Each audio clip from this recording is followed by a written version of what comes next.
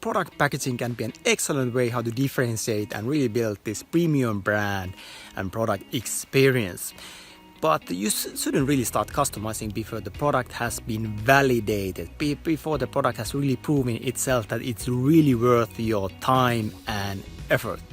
So how can you do this safely? How can you create this excellent product experience with your packaging without investing too much resources? Because it actually might be that the market doesn't want to pay for your product, which means that all the effort you put in is just complete waste of time. In this video, I will show you how to create this unique product experience with the packaging, yet do it in such a manner that it's not going to eat a lot of resources. Subscribe to this YouTube channel to get new videos every week.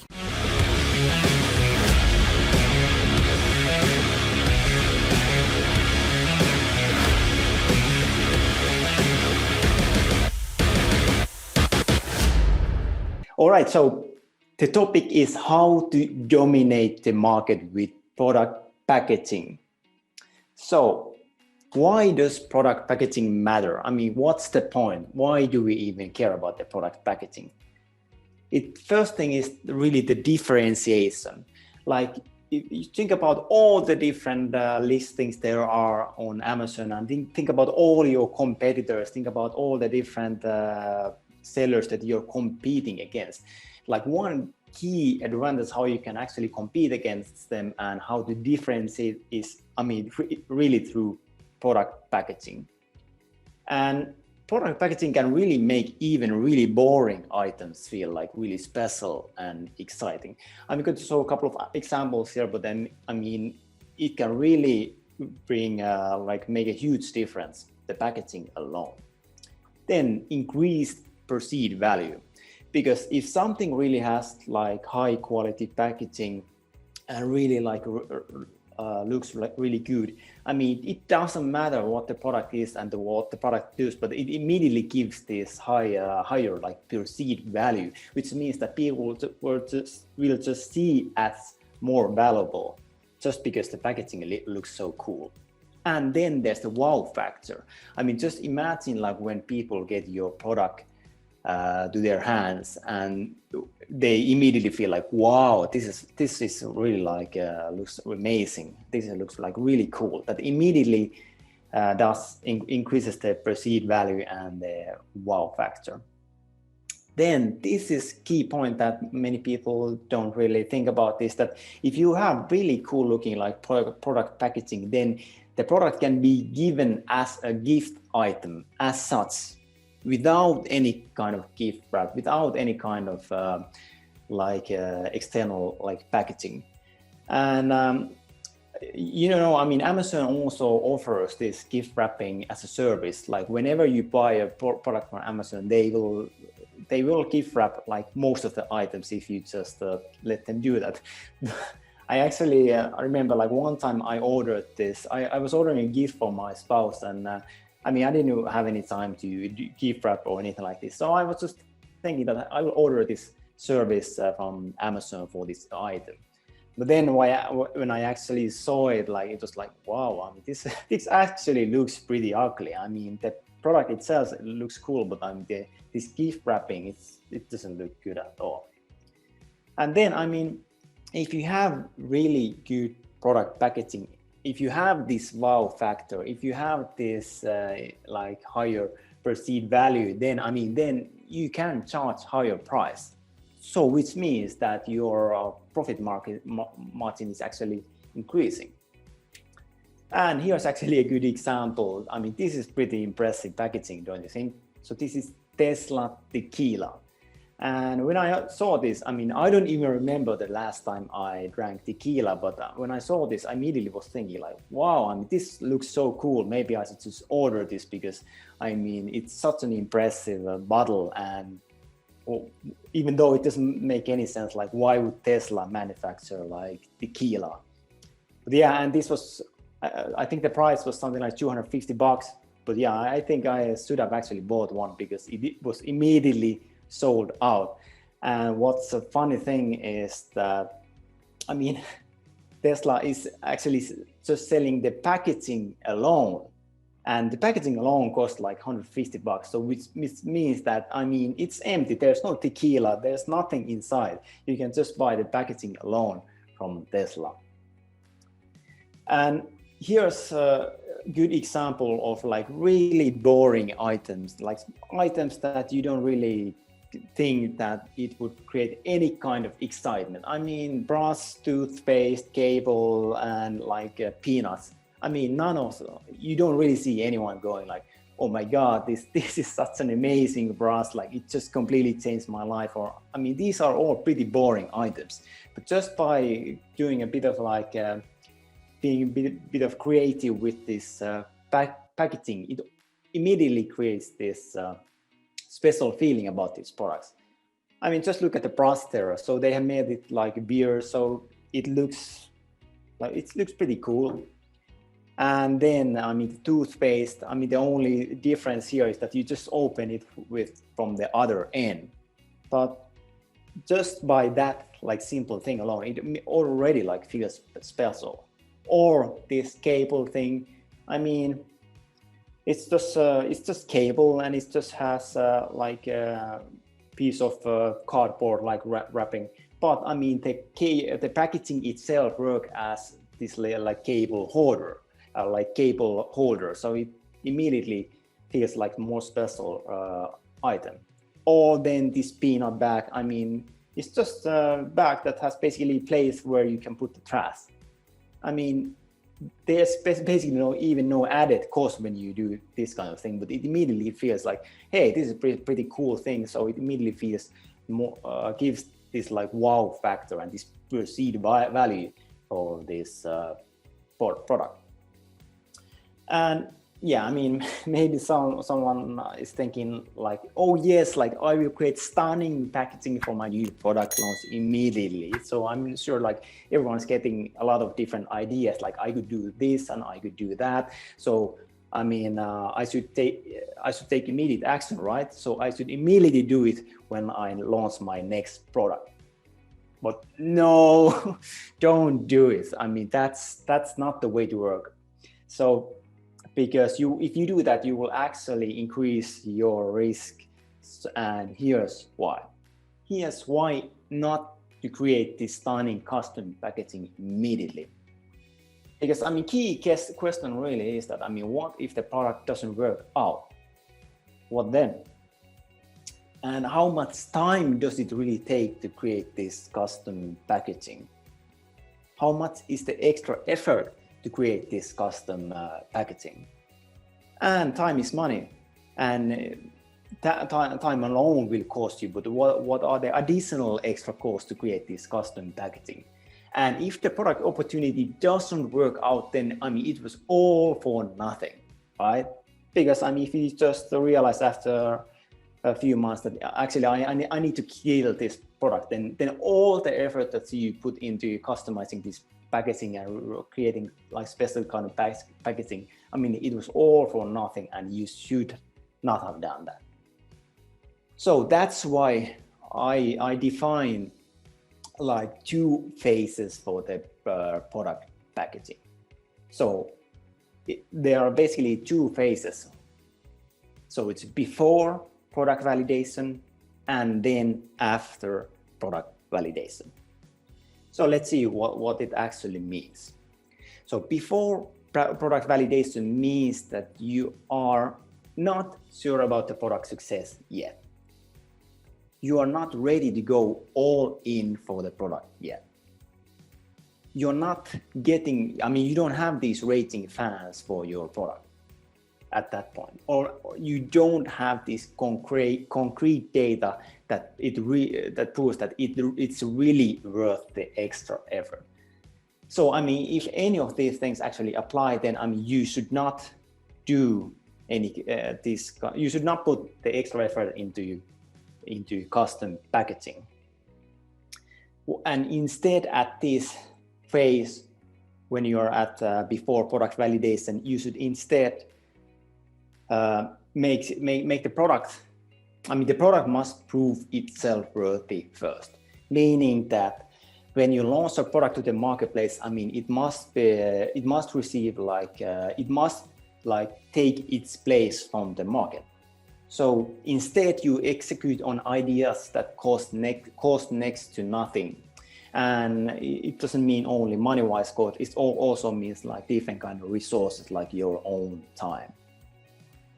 And instead, you can use a generic, boring cardboard box, but actually make it feel special with just like a stunning sticker. And you can basically do this for all your products. I mean, let's say that if you're like launching products based on our criteria, like especially the first products should really fit your paw, meaning it's a small product. So, I mean, if all your products are the same size and they fit in the same kind of box, then basically you can use this same box for all your products.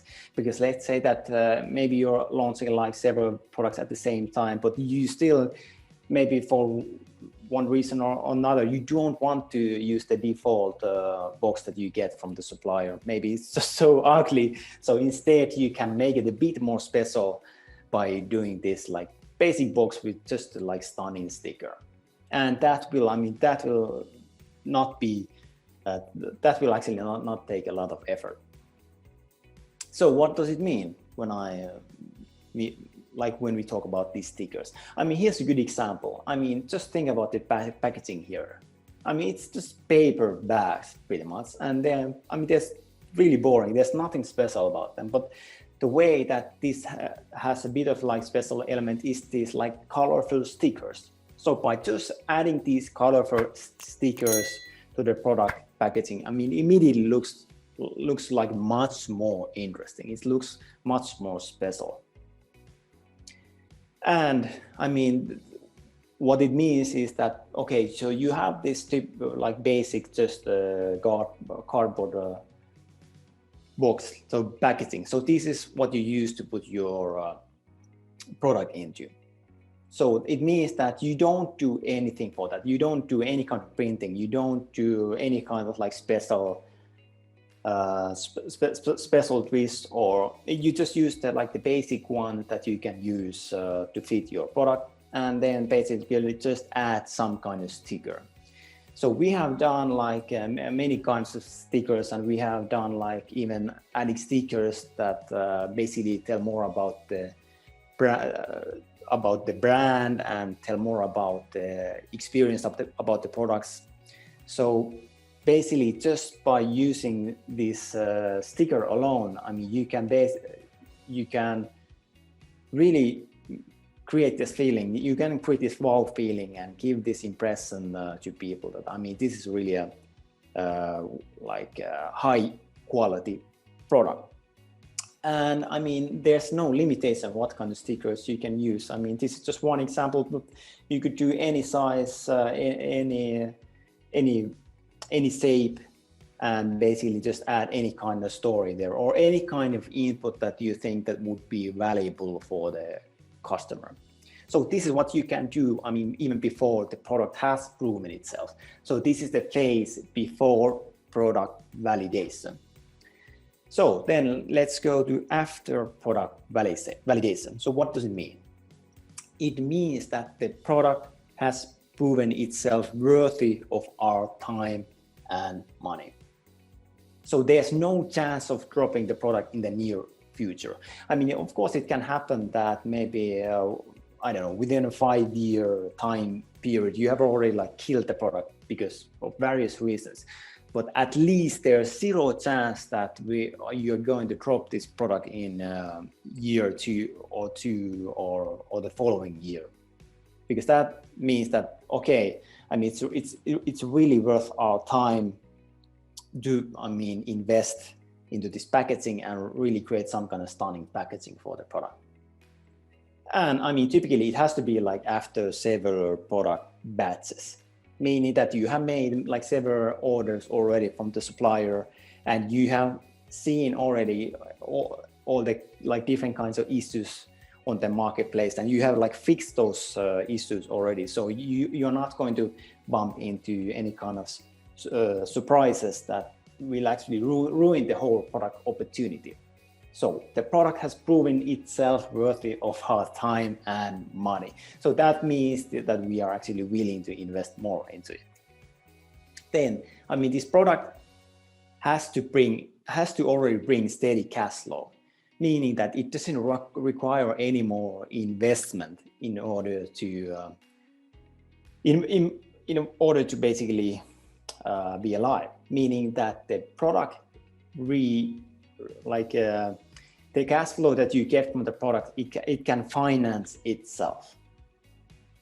And there's a good profit margin, because if there's not a good profit margin, you shouldn't start focusing on like packaging. No, I mean, you should find ways how to get higher profit margin, and how to really optimize the cost, how to get sourcing cost lower, how to get like logistics, like shipping cost lower, and how to actually get such higher price for the item, and how to get like ad cost down. Those are the things you should be focusing. So after product validation means that you already have a good profit margin, because if you don't have that, then I mean, you're going to have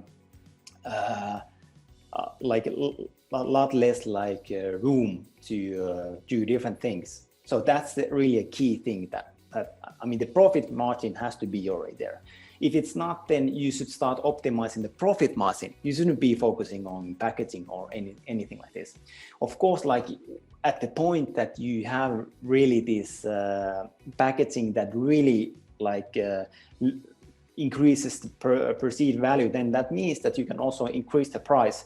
But that's not the first thing to do if the profit margin isn't already like healthy. Then, I mean, after product validation means then it's time for all kinds of crazy ideas. And here's actually a couple of key things about packaging.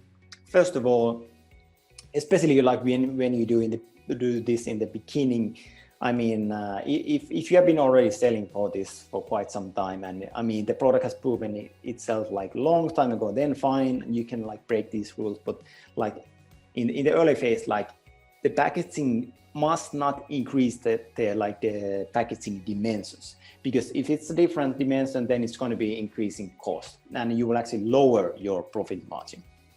Then it must not increase the weight either, because if you are increasing the dimensions, if you're increasing the weight, then you're also going to be adding cost when it comes to shipping. So point is to increase profits, not to increase costs.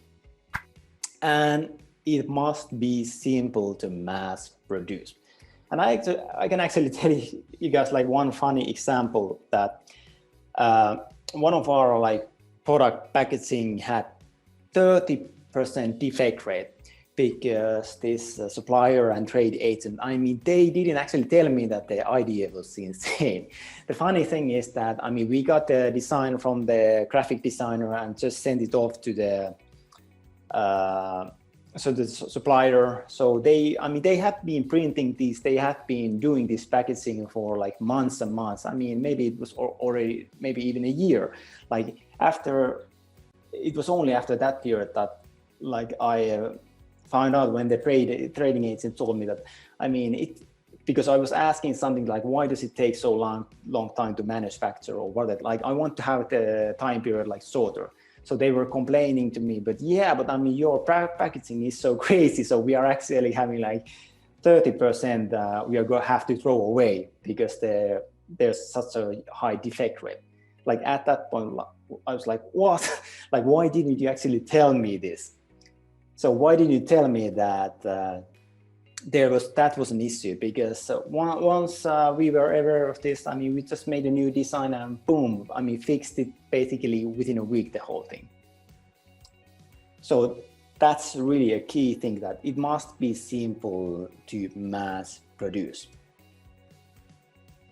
So let's take some example, and let's go to Amazon and check out some listings. So which one of these actually stands out? So this is some kind of fire steel kit, and what do you think? Like, which one stands out? Well, I mean, none of them are really stand out that much. They're not, none of these are really doing a good job in this point. But if you look at the this listing over here, I mean the friendly suite, at least they are making some kind of effort there. So they have a white box. So if they would actually make it more different, then it would immediately stand out from all the crowd, all the competitors. And same thing with this Boostcraft. I mean, you can see here that, I mean, it's just a basic, boring cardboard box. I mean, nothing special. But if they would actually make it a bit more special, it would immediately give this. First of all, it would differentiate from all these different listings, and it would immediately give this like wow factor, and it would feel like much better product just by that alone. But I mean, even by this kind of packaging, it also, well, I mean, differentiates a bit, but you could do a lot more. So if anyone is selling this, then that's definitely a good way to differentiate. So conclusion is that first identify that at which stage you are. So are you currently on before product validation or after product validation? Then create this low-risk stunning packaging to wow the market. And if you are still at the before product validation, then you can just use whatever generic packaging you have and just do a cool sticker, and immediately that will already will be a good way how to differentiate from all the competitors and give the customers a bit of more special feeling when they receive your packaging in their hands. Then it's basically just rinse and repeat. I mean, there's always different ways how to improve products, and the same thing applies for packaging. So I mean, it's never set like one-time thing. Usually there are ways how to improve packaging as well. So that's pretty much sums it up. Any questions?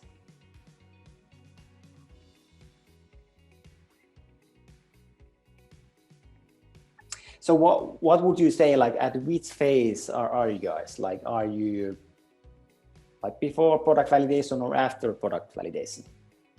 Like Eetu, what would you say? Hi there. Hey. Yeah, well, some of my products are before validation and some are after validation. And already realized that I've made the mistake that put the effort and money on before product validation and created the packages for the launch when I'm launching the first product. Already created the packaging and put the effort. So maybe next time we'll do differently. Yeah, and the thing is, like, it can easily add like several months to you until your launch. Meaning that if you decide to do some kind of customization, I mean, it will definitely add weeks and possibly even more months, like in addition to the release date that you already have. So it's just going to take longer time to get that product to the market. And first point is that, I mean, you're basically going to be the more successful the shorter your product launch period is. Basically, the time you get an idea to actually testing it in the market. So, I mean, the shorter this time frame is, I mean, the easier it will actually be to find success, because you can basically just keep testing different product ideas, and until you hit get success with one product, then at that point you can basically start amplifying and putting more gasoline into the machine. Yeah, that's right. And the sticker idea for the standard packaging or cardboard would be great idea, and I think I will implement it in with next product. It might be good way to differentiate and add value. Yeah, I mean, we have been using it for years and it's been really good way. And it has served us well, so I definitely recommend in doing that. All right, cool. Thanks, AS2. Yeah. How about when you already have a product which is running and you have made the packages, how is the best way to run the package in the listing? Because you probably have some inventory over there and you cannot change the images and you don't really know when the product has sold out. So you can add the package. Yeah, I mean, first thing is that, okay, like how big of a difference it really is. I mean, let's say that it is really a big difference. So meaning that if customers see that the packaging is different, then there's a chance that they would start complaining. Then, okay, if that's the scenario, because if that's not the scenario, then I mean, who cares what the packaging is, right? If the customer doesn't care, then it's not a big deal. But let's say that it really is a big deal. Like people will start complaining if they get a different packaging. Then at that point, yeah, you need to do it in like this structured manner, meaning that you basically need to have a bit of a like space there that you only have inventory, let's say for a week or whatever, and before you actually send a new inventory. Because I mean, you don't really want to run out of stock, but I mean, obviously that's one way to do it. But for example, changing the listing to FBM and basically fulfilling the orders from there. But you don't need to go that route. You can also do it in such a way that, okay, you don't have that many items left, so I will just send up new stuff. And okay, if someone complains, then no big deal. I will just like send them the replacement item. I mean, that's basically how we have been doing it. And we haven't really had any issues with that. We actually had a little bit kind of a situation that we have a lot of inventory of the without the package, and now we have the package. So we created the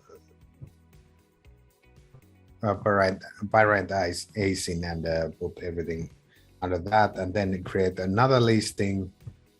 I start selling with the package listing separately. Yeah, but it also needs there needs to be some kind of a difference in the product itself.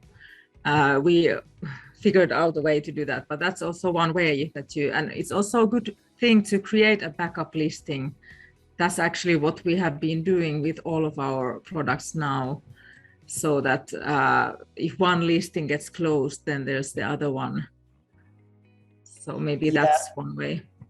The only challenge with variations is that, I mean, most of the variations are like color and size, and basically, I mean, these variations are different in every category, but that's basically the most common thing. And if in your category it's only color and size, then basically you are violating the variation rule by just having the same product with a different packaging. So that's one thing to look out for. Yeah, that's a good point. We have taken care of it with our product, but that's definitely something that you have to look at. Yeah. Yeah. And basically, it's a good point about, so do you mean that you do like variations as backup listing or completely differently? Yeah, actually we created a little bit different color variation for one part of the product. And then we have one product which has like an extra small item with it. Yeah, they were according to the category rules that we did. But I noticed that it's actually quite restricted how you can create these variations, but we made it, and I'm happy restricted. We did it.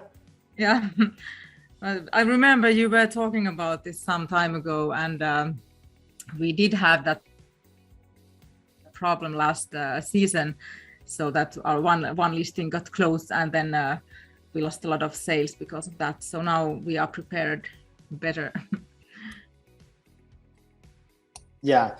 Yes, and like at one time we were violating these variation rules all the time, and Amazon actually sent us a warning about that, and so then we kind of realized, like after the feast warning, we thought that okay, fine, we will not do it anymore. Okay. So, but it really depends on the case, and it depends on the product, on the category, and so on. So in some cases it makes sense. But in other cases, you have to be just more careful about it. So what do you think? Agree or disagree? Let me know your thoughts and your biggest takeaway in the comments. And if you like this video, then hit the thumbs up and subscribe to this channel. If you need my help in creating excellent packaging, then sign up for my free training.